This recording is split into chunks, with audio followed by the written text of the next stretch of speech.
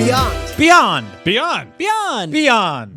and welcome. What? It was fine. We did 4 of them. We could have just left it at that. I did a 5th. You didn't need to do it, and you did a 6th. I played the 5th Beyond. I was saying hello. Okay. These customary greetings here on the show. What do we say? What do we say too many times? Not saying it. What word? Not falling for that trick. What's the name of the show? I believe we said Beyond, and welcome to IGN Beyond, episode 557. My name is Jonathan Dormish. I am your host for this week. Before we begin, a quick reminder, Beyond is live every Wednesday at 3 p.m. Pacific at beyond.ign.com. It is there for a full 24 hours before it is on any of the other platforms you're used to watching or listening on. So make sure to go to beyond.ign.com every Wednesday, 3 p.m. Pacific. Now on with the actual show. Today I am joined by Brian Altano. Hello. Max Scoville. Hi. And Tom Marks. Hello. We almost did a hello, hello, hello thing. I was hoping you guys would kind of like synchronize and sing. Hello, hello, hello. Today we're going to be talking about a lot of stuff. We have Cyberpunk 2077 on the docket. You may have maybe seen that giant demo they finally released to the world. We're going to be talking about there are PlayStation books out. Yes, you can do more than just play games with PlayStation franchises.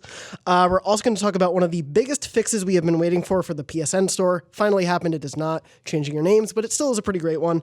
We're also going to talk a little bit about Shovel Knight Showdown and a look ahead at the fall. But first, you'll notice we're not talking about Spider-Man coming out on September 7th. That's because it is embargoed. The review for Spider-Man won't be up until September 4th at 7 a.m. Pacific. I am doing that review, so you can look forward to that review next week, but until then we are embargoed from discussing the game, so we can't give you any sort of impressions about it. What we can talk about in full is the Cyberpunk 2077 demo, a demo a lot of us, at least Max, Tom, and myself, saw at E3 or Gamescom.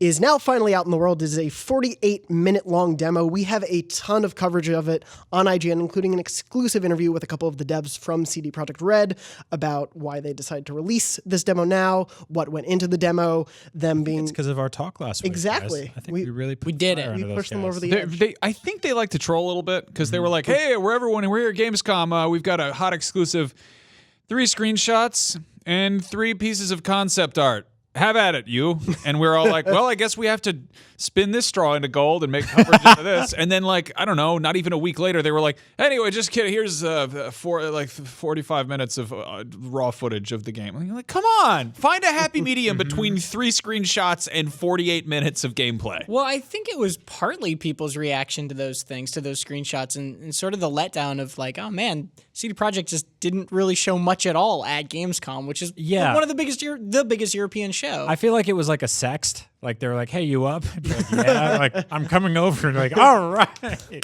Yeah. They just waited a few days to actually come over. Yeah. It was interesting to hear though that some of the stuff we talked about last week about why they may or may not have decided to show it yet was stuff that they then said in our interview with them. They talked about, being trepidatious about putting this out into the world and how people may assume this is what the final game is. And obviously the demo had very much the watermark on it. This is not final. This is not indicative of exactly what will be in the game. They were really hammering that. Oh, yeah. They say that a lot. Even the narrator doing the VO for the whole thing was effectively many times being like, hey, this is what we're hoping for. We can't promise this will be here, but this is what we're trying to do. So just hear us out, which I really respect that. Yeah. So even being like, this is also late game skills. You may not have these abilities at this point in the game. Right. Yeah. And it's great to see that, and they're taking those precautions. And I will say personally, I thought this demo was awesome when I saw it at E3, and I enjoyed watching it in full again. I think there's a lot to go through. We have talked a lot about the amazing small little details, the big action, and everything in there. But I also have at least a couple concerns, knowing that none of this is necessarily final about the game, but some concerns about the demo and the way it plays out. And I was curious to see how you all felt about these topics as well. The first thing that I kind of have a little bit of a concern with is there's a lot of showing in the game of the awesome weaponry and the gadgetry and how like getting the mods in your hand is an actual mod to your character. Like it's a really cool way of bridging the gap from a menu to the actual gameplay. But there was also a lot of telling and not showing of certain things in terms of, I think, how gameplay permutations can come out. Sure. Essentially, the permutation in the demo that you've seen out in public was what we saw behind closed doors of the deal toward the end of the demo going badly and you having to fight a guy in a giant exoskeleton suit. Then they talk about in that demo, well, what if you had done this or that? And that's really cool, but I feel like we've heard a lot of developers talk about the idea that games can have so many different permutations. Right. They largely end up being the same. Did you play The Witcher, though?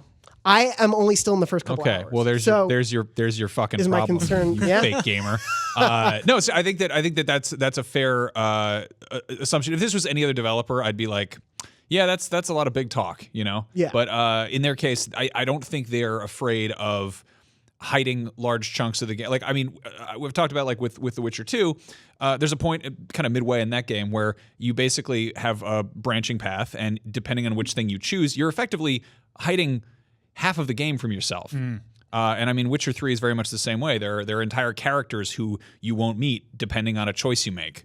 And it's, I mean, you can, like, I don't think this is a spoiler. There's a part in the beginning of The Witcher 3 where you get a haircut and you're talking to the barber, and they're like basically asking you sort of how things went, and you're effectively kind of telling the game how you played the last game, or what your role was. And depending how you answer one of the questions, whether or not you killed the boss of The Witcher 2, that character will or won't show up later on in The Witcher 3. So, like, the idea that they have an entire character who is mocapped and voice acted and has quests and stuff, you have, during literal small talk with a barber at the start of that game, the opportunity to be like, no, in this timeline, that character's dead. And that's completely shuttering that character from existence in the game, even though that character is in the game. So do we like that?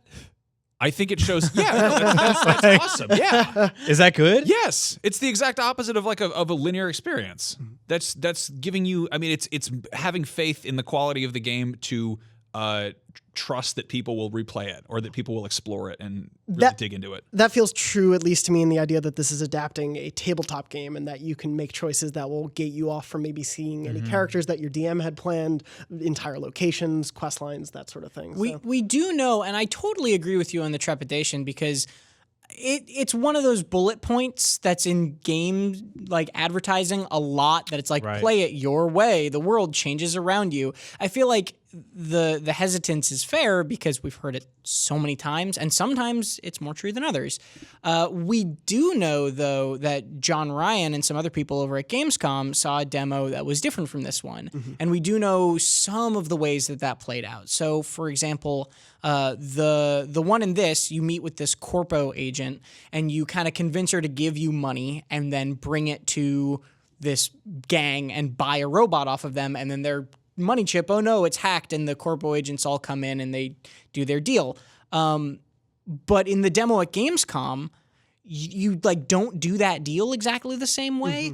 And when you come back out of the place, the corpo agent you talk to isn't there, and it's a different corpo agent. You're basically like, hey, what happened to that woman I was talking to? And they're like, pretty much they're like, oh yeah, she got killed because like she screwed up. So you didn't help her. And so since you didn't help her, the demo, like that person, that character is gone, which is a very Witcher thing, right? And maybe those two corpo agents, to your point, maybe those two corpo agents are basically the same person, just different visuals and different voice and that sort of thing.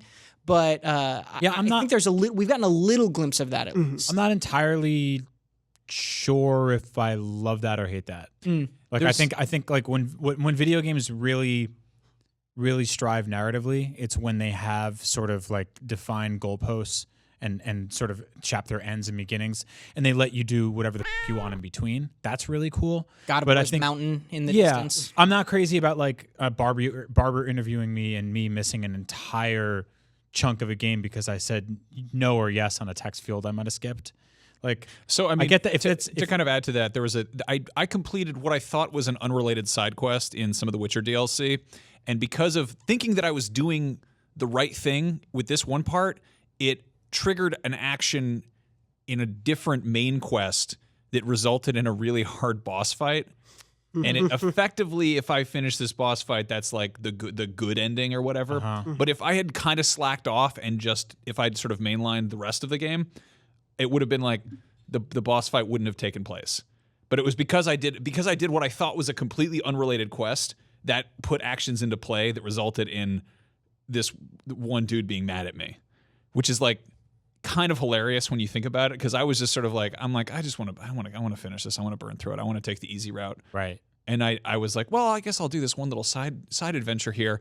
And then suddenly I'm getting my ass kicked. I'm like, come on. Like, I don't want this. I didn't sign up for extra credit. I think this kind of stuff is great if this is the only game you're going to buy in like an 8-month window. and you're like, I'm going to tear this thing apart and I'm going to do everything I can. And I'm going to play it all these different ways. And I totally respect that. You know, like I actually love, I mean, I look at that with stuff like with Dark Souls, right? Where people go like, I'm going to play this game as a different class. I'm going to pick a different gift at the top of it. I'm going to play this game completely differently, or, you know, sequence break a little bit. I think that stuff's really interesting. I worry about like the four of us sitting down and playing this game differently, and one of us having like it being game of the year for one of us, and one of us just having a shitty time. Yeah. I mean, I think that's a risk you got to take, though. Like, you've talked about how much fun it was when like Heavy Rain came out and everyone in the office was playing it, and you'd have water cooler talk, and everyone was having an entirely different thing take place. I think the difference with that is that that's like a 6 hour, 7 hour, 10 hour maximum game, and so you can do different branching paths. It's also, it kind of nudged you to pick different save points and redo parts. Yeah, I don't see it as much. I think this is something, what you're expressing is something I kind of had to struggle with RPGs too. This idea that you might be missing content, that maybe the game is hiding something from you, is a very real fear. And I sort of turned my thinking on it to, I'm not missing content, it's just like Journey, it is the path I chose, and that's my way. The point about if it's a wildly different quality experience than somebody else, I think is a fair one. But I think of it almost like Dead Rising 1, where you have 72 hours in that mall. I think it's 72 hours, right? Yeah. And you have to choose what you have time for, and you have to choose who you save, and that informs your experience. And yeah, there is a way to save everybody, but probably not. You're not going to do that on your first playthrough. And who you choose isn't like, oh, you missed that other thing. It's just that's how you made your way through that game. And that hurt. Right, yeah, exactly. That hurt to play, because like the completionist side of me was like, I'm helping this woman over here, and then like these two guys died over at the golf store. Like, it hurt. That's why I end up straying a lot from Bethesda games, because I'm always like, I need to see everything here, and I need 500 hours to do that. Right. But it's not I mean, there's a certain level of kind of grass is always greener, and you're always going to miss something. You know, because that's sort of how life is. Yeah. I think it's really funny when there is that level of like, something's hidden, but it's sort of part of the, like, I don't know, you see like an action figure that they make of some character who you never met because of some choice you made. I mean, I forget which sorceress. There was some sorceress or somebody who I had like not, I think I failed their quest line, or I screwed up something in The Witcher, and I was like, they made a toy of her? She doesn't do anything. And then I like looked it up, and I was like, oh no, I'm just bad at the game. Yeah, it's her own thing. Yeah. Like conversely, like when I played Mass Effect 3, they did one of those things. I didn't, for whatever reason, import my save file that had like my choices from 2 baked into it, and I just did the quick sort of refresher, like, what did you do in the last few games? Like, what happened here? And I'm like, all right, whatever. And then it picks up, and I was like, Ashley, who the are you? Like and I was like, I didn't play 1, and I didn't suffer in 2. And so like again, I'm not saying this is an inherently bad thing at all. I'm just opening up the conversation to see what people think, because I can go either way on it, but I kind of prefer when things are a little more guided narratively, but there's still plenty of room to go nuts. Yeah. So speaking of that, I had a question from the Facebook Beyond group. Evan Gary asked, do you think cyberpsychosis, excess cyber implants that cause humans to go violent, will be a substantial thing in the game? It is a Cyberpunk staple that was not shown in the demo. And my question was, the demo shows a lot of being like, these NPCs have their own life cycles. There's all this we're trying to make a real world for you in this real city. How much do you think they'll explore the fringes of that? And how much do you think you as a character can experience that? Because it's incredibly easy to animate something that you've already animated and make it an evil version of it. I would literally every video game does it. So I think I would see that. I mean, the difference between something like The Witcher and Cyberpunk is The Witcher is set in effectively a wilderness. And there are like, little hubs of city and stuff. But I mean, you're not going to be walking through. I mean, there are going to be like gangs that jump you and thugs and stuff. But there's no like, you're not going to have exactly like zombies, or you're not going to have like, ghouls running around, unless of course they're like, I don't know, whacked out cyborgs who live in the sewers, like these like, futuristic Morlocks who are like after you for your implants. That sounds awesome. Yeah. No, that gang that we see in the trailer, I forget if they mentioned this in the walkthrough demo, but when I saw it at E3, they talked about this, where there are these people who are basically like, they are sort of hooked on implants. Like they are so into making them, they're basically trying to dehumanize themselves. Like they don't want to be of the flesh. They want to be machines. They want to kind of like ascend and become like, become more machine than man, which is, that's why they have their faces carved out full of, webcams or whatever.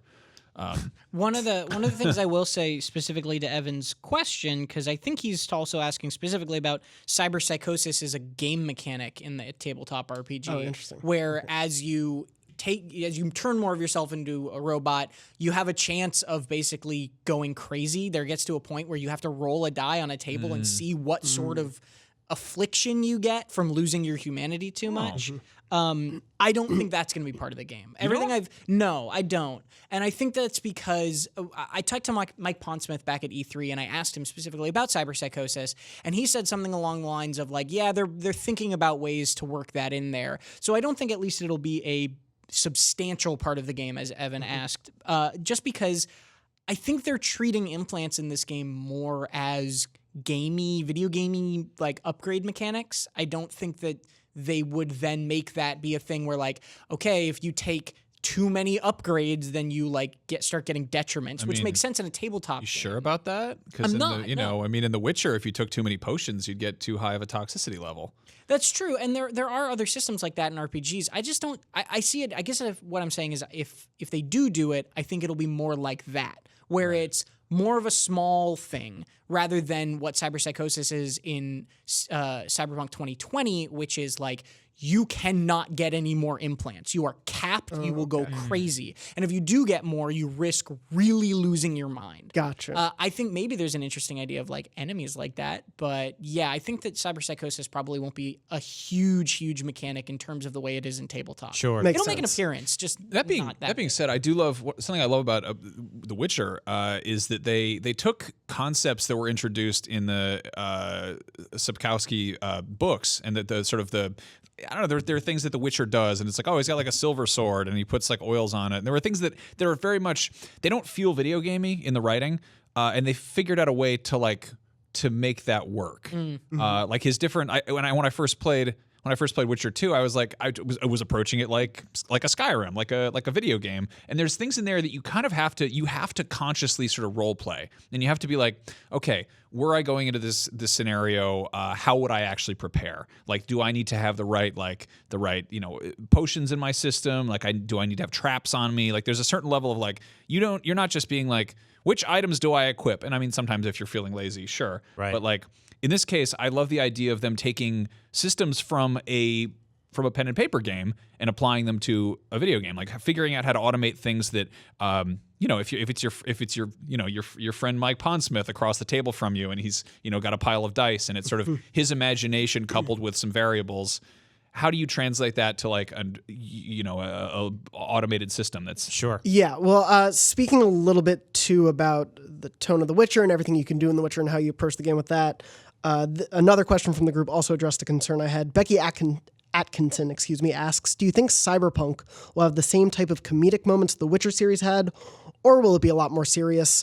So my concern wasn't necessarily the tone of the demo, but more so that the writing came across really as like in your face, this is sci-fi and mature and we're going to curse a lot. And yes, I went to Catholic school for 13 years, so I do notice cursing a lot because of being prude. But also, I just like, it felt like they were cursing to curse. And like there's a weird dialect thing there, but it didn't feel like it was necessarily earned all the time. And it just a little bit of the writing felt cliche to me. So I wanted to open up the writing specifically to you guys. I think there'll be a lot of goofy slapstick stuff that happens in this game. I think just inherently the color palette and the characters looking like mechanized versions of Bebop and Rocksteady. Like there's going to be a lot of kind of goofiness, whether that's inherent or just direct. I think it'll be there. I'm with you on the writing, and that's coming from someone that probably curses more than everybody at this company combined. I didn't think it was like excessive. I just thought it felt like it almost cheap. Like it was to the point where it was just every other word, and you're like, well, did you not want to write the other words? I love the F word. I mean, they censor me on this show 60 times an episode. Yeah, sometimes. Barrett's probably pretty sick of this. Yeah, right out the gate. It's in for a penny, in for a pound kind of thing. So yeah, we'll see. No, I think that there's something inherently very campy and cliche about Cyberpunk at this point. Like the 1993 movie Hackers is Cyberpunk, and those characters are all incredibly try-hard. Like they're all rollerblading everywhere, and it's a PG-13 movie, so they can't drop a bunch of F-bombs. But like again, it's like rollerblading usually gets an R rating. It is. Brink is a family-friendly movie. It's cyberpunk. It's not like like techno pop. Like Sure. there's a certain kind of like there is a very it is like a mohawk is a over the top haircut. And this is like leaning very heavily into that, neon mohawk Yeah. and get a crazy tattoo carved in the side of your head. No, it's kind of like complaining that they curse too much in punk music. Yeah. or I love hip-hop how or something. it does feel like appropriately tongue in cheek. And sure, they're swearing like left and right, but like, I don't know. There's something, it's sort of like this is how teenagers in their heads would see themselves as adults. Like there's that level of role playing. Like this is I feel that. Are these characters all sort of like incredibly detailed realizations of a bunch of pen and paper characters created by teenagers who are in their mom's basement? Like I sort of adore that. So the other thing I think that goes along with this though is one of the counter reactions to this reaction I think we've seen is people being like, oh, you just don't like offensive words in your games. And I think there's a distinction between what you said, which is kind of wielding swear words wantonly and using them in an effective way. And I think that's the distinction that comes in my mind. Mm-hmm. I am split. Like, I think there was probably too much silly swearing, but I also am with Max in that I think there needs to be a certain amount of it. There's sure. I'm rewatching The Wire right now, and there's a scene where Bunk and McNulty arrive on a crime scene, and it's just a mess. And you're gonna censor me a lot right now. Get that beep button ready. They just walk around and they're like lifting up drapes and looking under covers, and they just the only word spoken between the two of them for 5 whole minutes is. And I think that scene was in response to people complaining about the shows. About the shows, like, and it's same thing, like South Park did the same thing, right? Where they were like, hey, it costs $10,000 every time you say the S word, so don't say the S word. And they're like, we're going to break the record for the amount of S words. Yeah. And so like they very much were on the nose about that. And I respect the hell out of that. So I think there was a way to take that over the top and pair it with really great writing and make a really memorable script or really great scene. And I hope that's what they're drilling towards here. I'm not saying that they haven't found it or that they won't find it, but I hope that is what they get to with this. Yeah. Also, we did see a little glimpse of comedy. I just want to touch on that part of this real quick too. The Maelstrom Gang, when you're buying the thing, the guy you're buying from is like high and a little weird the entire time, and that big dude comes out and like threatens him, and then when he leaves, that other guy is just like, all right, now we can get down to business, and it's like a little bit like slapsticky in his attitude. Yep. Yeah. I think this game is going to be very funny. I think there's going to be a lot in there, but this demo itself needed to show a lot in a small Go amount of watch time. the trailer for The Witcher, the Killing Monsters one, which is the first one they revealed, and it is aggressively bleak and dark and like brooding and still trying to walk that mature razor's edge, and it's just it's Geralt like killing dudes with a truncheon, and there's a woman being hung for being a witch or whatever, and he's like, oh, I'm killing monsters, and like. Then you play that game, and there's like a part where you have to chase around a goat with a bell for 25 minutes, and it's like, all right. So there's you got to fight the 3 little pigs. Like it's fantasy horse shit. I love it. Yeah, there's a lot more to this game, I'm sure, that we haven't seen in the tone and the writing, obviously. And thanks for addressing all of my concerns. And I'm sure that now we talked about the cursing, they will put in a Wire style scene. I hope that they have a modification where it's like the TV Y7 upgrade, where all the swearing you hear is just like gets either garbled or turned into other words. Dang neb. And it's like the TNT version where it's like, Yippee-ki-yay, mother father. how'd you get that scar? Eating pineapple. Well, whatever that sounds like, if you want some wise words that you can actually read, very quickly, just wanted to mention the Spider-Man prequel novel is out. If you're really hungering for Spider-Man on PS4, there is actually a prequel novel that is available right now. I believe it has a subtitle that I will find as I stall for time. There's also the God of War official novelization. Whoa, hold on. Yeah. Also, if you're excited about Spider-Man, there's like 40 years of comics. That too. Yeah, I was gonna say, how do you classify prequel novel when there's prequel comic books for decades? In this timeline, Hostile Takeover, as it's called, by David Liss, essentially it gets you to the point where the story of the game starts. Gotcha. And you can hear about the story of the game in Andrew Goldfarb's preview of the first 3 hours. So Yeah. that is out there. There's true. also the God of War novelization with the audiobook. This is my favorite thing, is being done by Alistair Duncan, who's the voice actor for Mimir. Oh, That's that's rules. wonderful. He reads the full book, notch. and they've actually had him responding to people's old tweets about God of War and saying them in the Mimir voice to hype up this audiobook, which I really appreciate. We would talk about that more, but there's a lot to get through, including... Can I plug one thing really quick? Yeah, absolutely. A fan of IGN named Jesse Monroe made a Leviathan axe from scratch, and we featured it on Up at Noon last week. So go check that out. We put up the video on YouTube and IGN. He built it from scratch using acrylic and LEDs, and it lights up, and he made a video of it going back to his hand. I don't know what wizardry that is. Magic. Movie magic. But it's super cool, so go check that out. Moving on to a thing that Barrett Courtney, our producer, turned me on to actually being a real thing that you possibly have on your PSN store currently. They changed a thing that has been a problem since the PSN store launched. The search is different in the store. It is now a normal keyboard. It's great. It's Thank not on the an Lord. abacus anymore. Yeah, you don't have to so scroll nice. letter by letter. So this just surprisingly rolled out. Barrett happened to be on the store and just noticed it was different. Yep. He went over to another account. It still had the old scroll letter by letter thing on it. So we actually reached out to Sony and they confirmed that this was a rollout that was happening globally. And so there were probably some people got it earlier than Sadly, others. You there's can look up Donkey's still- Christmas Spectacular. Still no Donkey Kong 64 on the PSN. Yeah, If sorry, you're watching Barrett. the video, that's Barrett, who's Desperate for Donkey. But yeah, you can search. Barrett. I believe I read you can search by genre and also by studio. So you can say like, show me every Ubisoft game or Sony Santa Monica game or Insomniac game or whatever it is. It's great. That's so much better than what it used. My God, was it bad? And we complained about it on the show for decades. And it's better now, and so bravo. We do a lot of like bitching and moaning on the show when things aren't. We're like, oh, it's too hard to. I don't know download about the you. little-" I've hated the PSN store search function since the days of the PS1. It's really Me too. It's been a Me The too. blight. It's PS1 been a store. blight. Yeah. Caldor. It is very thankful to see. Also, a note for people. This was sort of reported on last week for people who were in the 6.0 firmware beta were alleging that they had this change. PlayStation confirmed that this update is independent of any software updates that are happening, so you don't also surprise have 6.0 or are enrolled in a beta if you didn't sign up for one. That we still don't know fully about, but it's nice to see this change just come out of nowhere. It also makes me wonder what 6.0 will actually be. But the fact that they're addressing a thing that has been so long standing and has been a thing people have complained about for so long is really heartening to see. Yep. And I hope we see a few more changes like this going forward. I always wonder with changes like this if it's just one dude in the office who's like, "Hey, let's just change that this time." Yeah, okay. Yeah.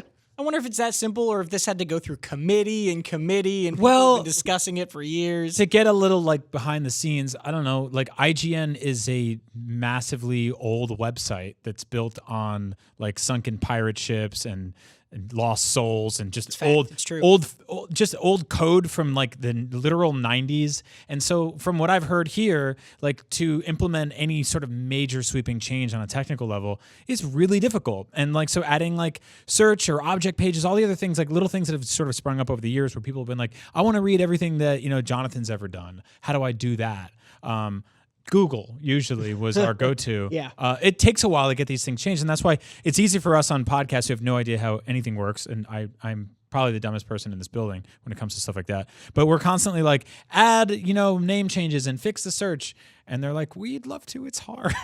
Being I'm glad they built did on an this. Angel Fire site Yeah. makes it difficult, but we've made it work. We made it work. Yeah, it's very impressive. Moving on, I want to talk about a reveal we exclusively had on IGN.com. What? Shovel Knight Showdown. Yeah. So back when the Shovel Knight Kickstarter happened years and years ago, they promised a multiplayer mode as a stretch goal.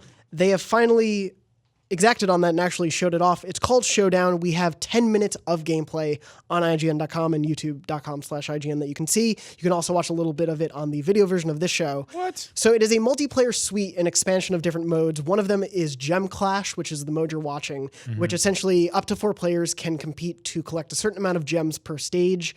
You can play as one of over 16 different fighters. A lot of them are the knights from the game that you fought against. Damn, this looks cool. As well as a couple of the other enemies like gold armor. So you actually do have to get used to some different mechanics based on the different knights, which is really cool. And you get to actually be in their shoes and see what it's like to play as them. This mode also has a new sort of story mode in it that you can play with each of the different playable characters, and it mixes and matches different stages and swaps them together. There are new stages and some new music in here that aren't all just pulled from the Shovel Knight campaigns that already existed. So basically, half a decade ago on Kickstarter, Yacht Club Games pitched all this pie in the sky stuff, and then they're all doing it. Yeah. They're doing all of it. Mm-hmm. That's unheard of. Where are you at? Vita version of Mighty Number 9. Like, what happened over there? That's crazy to me.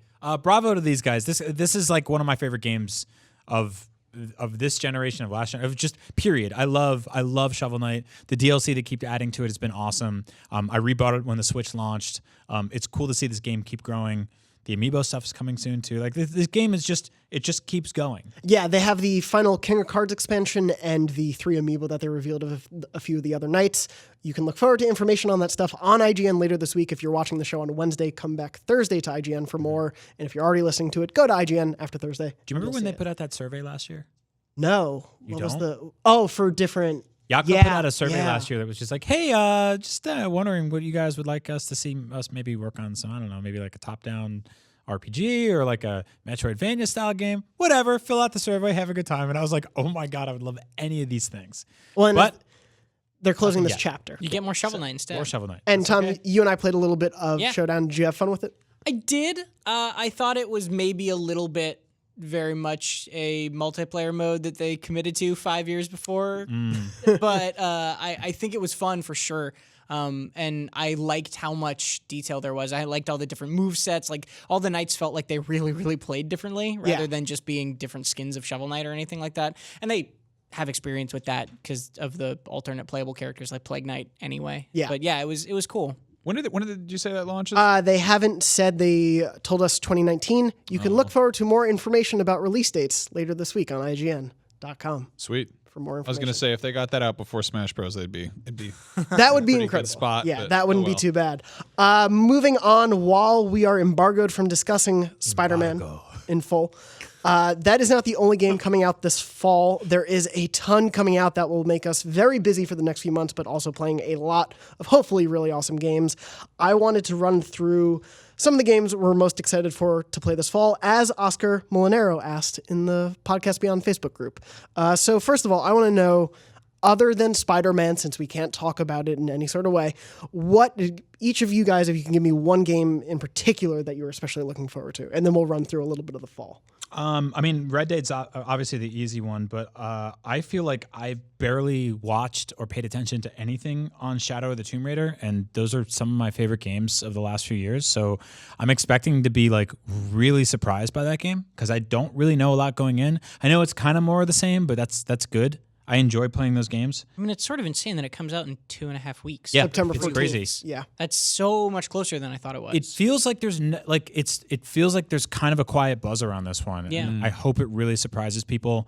We've got a lot of good stuff on it from our IGN First from this month too. That we have a lot of little insights, a lot of gameplay of that. Yep, it does look cool. I think I do think coming 7 days after Spider-Man is tough. Like it's just not it's not a good look. They can't get a break with that series. No, first one was fine, I guess, but then the second one came out the same day as Fallout 4. And it was platform exclusive. Right. Yeah. And then, I don't know what they like. They released it on PS4 a year later as the 20th anniversary edition that had like a small VR thing and the DLC put in to try to bolster it. No, I mean, I don't know if I'll be surprised by this. I think the second one was a wonderful, like that was definitely like that wonderful iterative quality about games where the first one was really good and the second one kind of blew it out of the water and was phenomenal. But with this one, like I feel like I don't really see it having that same level of scaling, you know, like I don't really know what they can do to kind of really without completely breaking the formula or reinventing it from the ground up. Like, and I'm not like, I like the stories. Okay. I'm just not super invested in them. So it's nothing. Yeah. I'm not really there for the story. It's weird. And it sucks because a lot of people work on the story for those games. I'm more there for the fact that I really like that sort of pairing of like, I guess I would call it like tunnels and hubs. Of kind of like you go through these scripted segments where things collapse and buildings fall apart and you go through blood tunnels and stuff like that. And then you come out and you're like in a field and you just hunt wolves and dudes for 3 hours and you get shotgun parts and you make new boots and you get back out there. Go into the next tunnel. Go to the next blood tunnel. Yeah, I mean, I'm very confident this will be a solid game. I don't know, like I feel like I don't want to Far Cry 5 myself with this. Like that was a game that I played a bunch and I was like, this is good. I've sort of played it before, you know, like, and I'm not super invested in the story. I wasn't for that one. So like in this case, like, I don't know, is this going to be the darkest adventure of Lara Croft yet? I'm kind of, I'm not really super checked in for that part of it. But I do like the fact that it's set in what is it, like South American jungle, like Mexico City or something. Yeah, that's really cool. It's got some anacondas, I think. I like that. I'm way more into that than I am like the tundras. Yeah, I like the menagerie that's sure to be there. Me too. Max, what about you? I mean, definitely Red Dead. Fist of the North Star is another one. I'm not really particularly checked into the anime aside from the fact that it is one of the few anime in which someone gets punched so hard that they explode into guts, which is cool. This is made by the team that does Yakuza, and it's I played this at E3. It's wonderfully, hilariously over the top. It's effectively Dragon Ball Z meets Mad Max. You cruise around, you kick some ass, you kick a lot of ass, really just a lot of ass kicking. It completely it has like just hilarious QuickTime events where like there's one where you're doing like the 1,000 fist punch or whatever, and the screen just fills with like awkwardly placed like square button cues. Like it's just like if you just took like a rubber stamp tool and just put the square button all over it, and it was like supposed to hit all those, and you're just hitting him with like beep, beep, beep, beep, beep, beep, beep, and he's just like punching a bunch of people. Oh my God. There's a bartending mini game that's like just hilarious. It feels like I mean, if you made like a goofy anime based on Fallout and just completely jacked it up to nonsense, like I had to make like a martini or something, but first I had to whittle ice cubes from like this giant block of ice. So I'm like pounding on buttons for like doing the thing, and he's just like wailing on this giant cube of ice with like an ice pick, and then it's like then you've got to shake the drink, and then you have to shake the controller, and I screwed it up, and he like pushes out this like sad looking drink that's got like a cartoon fart cloud floating above it. And the lady's like, I guess I'll be drinking this alone. And there's like the big sad anime tear. It's just completely silly. So I'm super on board for that once I'm done with Yakuza Kiwami. But yeah, I don't know. Do you recommend playing Fist of the North Star Zero or Fist of the North Star Kiwami? No, that's actually a good question. I don't think you really need to know anything going into this. It's just know that it's a post-apocalyptic, I don't know, sort of beat 'em up adventure game, Cool. Go nuts. Tom, what about you? I'm excited for Red Dead, but actually I think I'm honestly more excited for Valkyria Chronicles 4. We put this on this list for I'm you. really happy you did. Yep. Oh man, I'm hyped for Valk 4. Why? Jeez, I'm hyped. Valk 4. Because it's coming back to the what made the first one good. The second game was fun. The third one was okay, but like they were so they were on PSP only and PS Vita only. And I think the third one didn't even release in the States. I might be wrong about that. But this game is finally like a proper sequel to the first game. And the first Valkyria Chronicles is probably in my top 10 games ever. I fell in love with it completely. I replayed it on PC when it came out on PC later. It's just so good and so unlike any other strategy or war game you can find. So what is it? Oh, this is okay. Let me take a deep breath because this is a long one. Okay. It's a third person. Jonathan did Kingdom Hearts in a sentence, so you have no excuse. It's a Good luck. third person. Okay, but Kingdom Hearts is like story complex. Okay. This is gameplay complex. It's a third person hybrid of a real time and turn based strategy game mixed with a JRPG set in an alternate reality anime World War II. Where you are basically playing as Switzerland after they get invaded by the fantasy Nazis. It's amazing. It is so weird and cool. What that actually means is it's kind of like Fire Emblem-ish. There's no grid. But there's guns? Yes, there's guns. It's World War II. Guns and tanks and magic. But the magic is only certain people have I it. didn't know there was magic. Only a little bit. Only In a little World bit. War II? out. Most of the people in the game are just soldiers, and then there's like these special people that are called Valkyrie, and they are like ancient magic, and the world is like freaking out. Like it literally follows like one of those like Hitler's crazy adventures where he's like, I'm gonna go dig in the desert and find magic, and like this is like what if he did, and it's part of that. But it's not Hitler. It's like it's some fantasy version because you're not in Europe, you're in Europa. Like it's all very weird. A lot of people ask how you get a job at IGN. You have to be able to do what Tom just did. That's a big part of it, is sort of gun to head. You go, and then you do that. Anyway, as I was saying, it's kind of Fire Emblem style where you're top down, but there's no grid. You're on a map of a battlefield, and when you select a unit, you have a certain amount of action points per turn, and when you select a unit, you zoom into the battlefield and are actually third person controlling this person.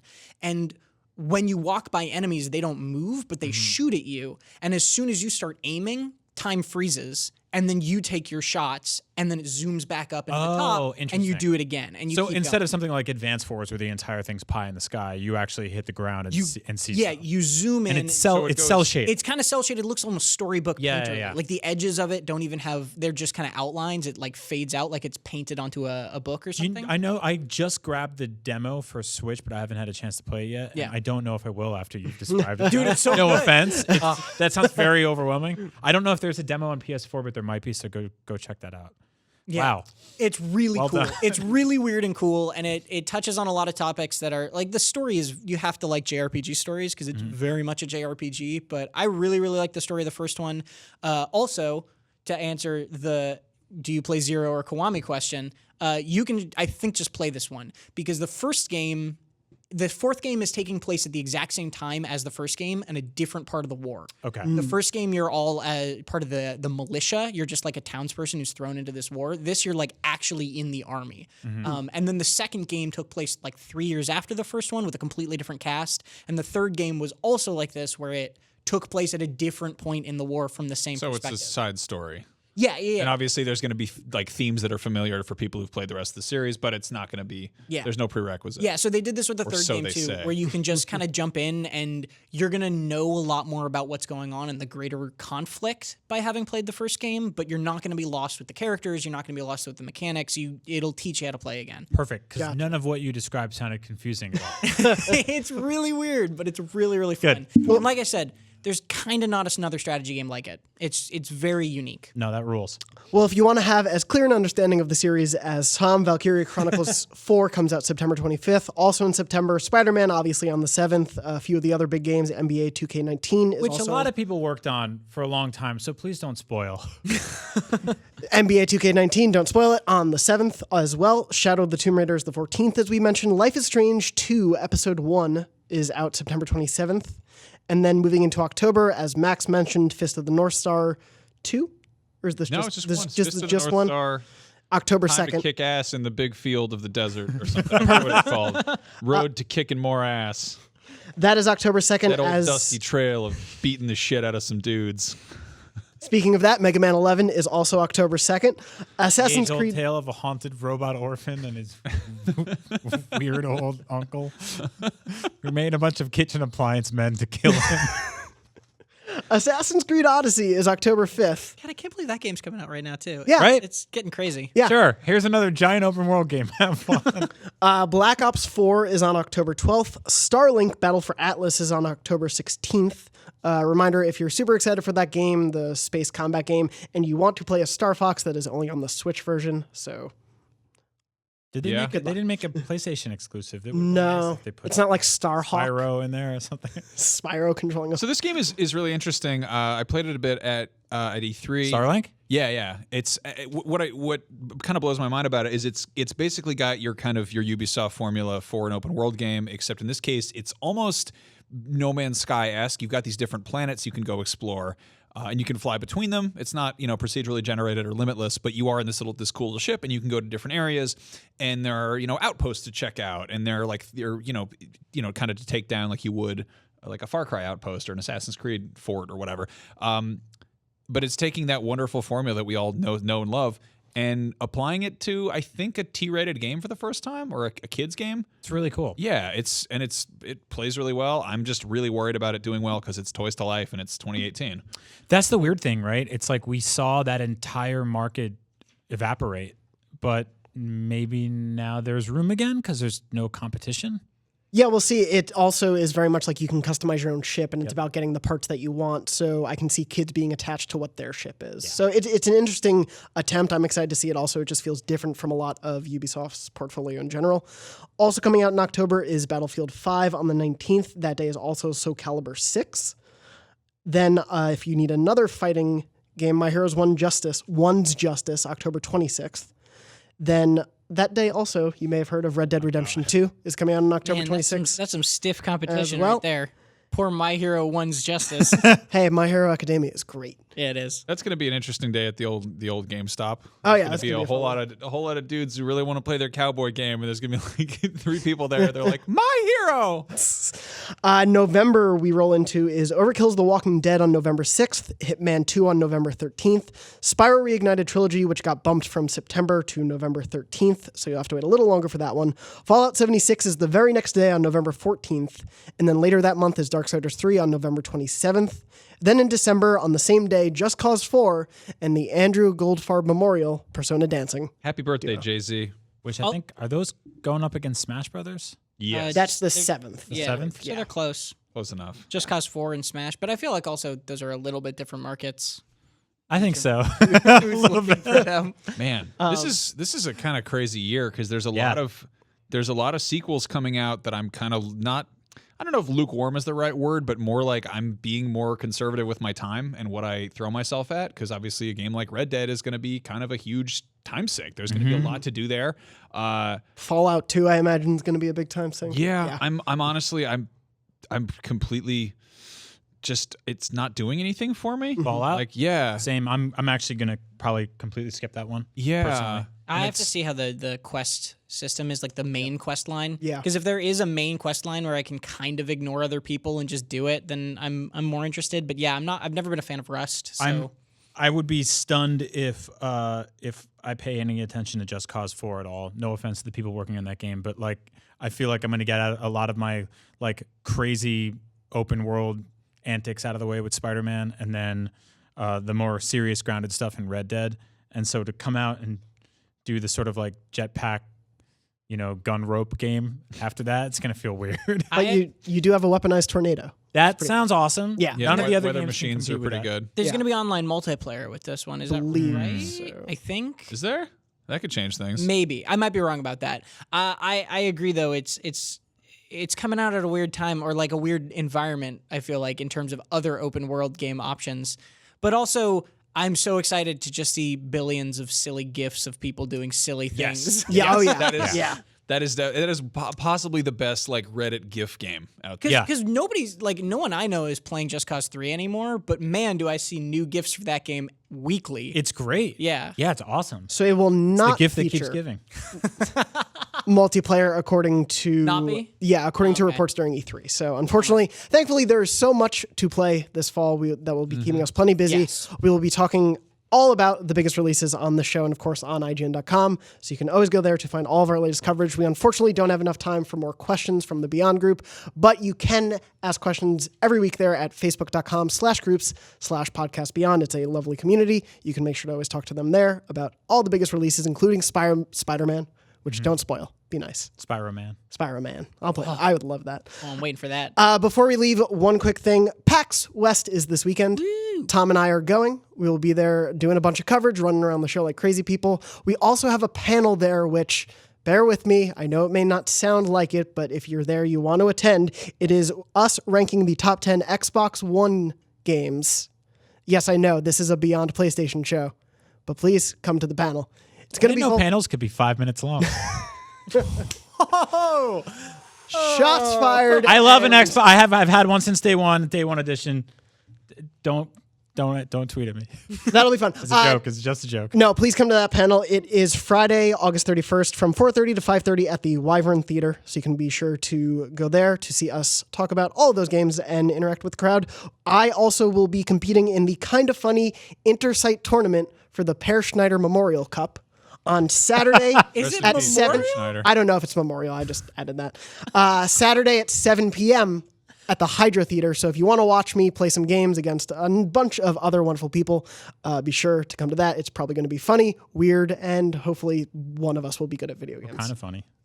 Decently Please funny. defend this archaic website built on Angel Fire technology. We have the real pair. We harness the fire of angels. Other than that, if you see us at the show, be sure to say hi, stop us. We will probably be running around from seeing a bunch of different games, but we will always stop to say hi.